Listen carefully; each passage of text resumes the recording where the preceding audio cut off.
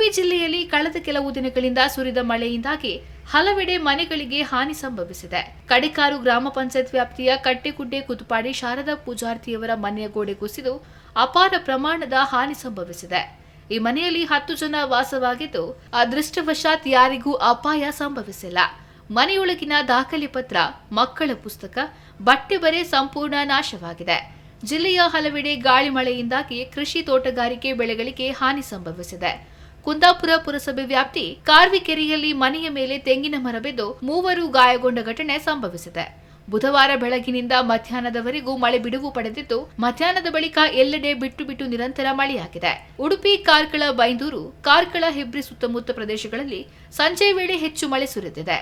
ಕಳೆದ 2 ದಿನಗಳಿಂದ ಸುರಿಯುತ್ತಿರುವ ಗಾಳಿ ಮಳೆಗೆ 16ಕ್ಕೂ ಅಧಿಕ ಮನೆಗಳಿಗೆ ಹಾನಿ ಸಂಭವಿಸಿದೆ.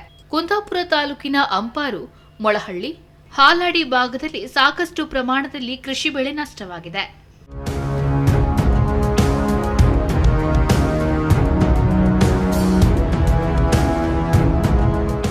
ನಮ್ಮ TV, the pulse of coastal Karnataka.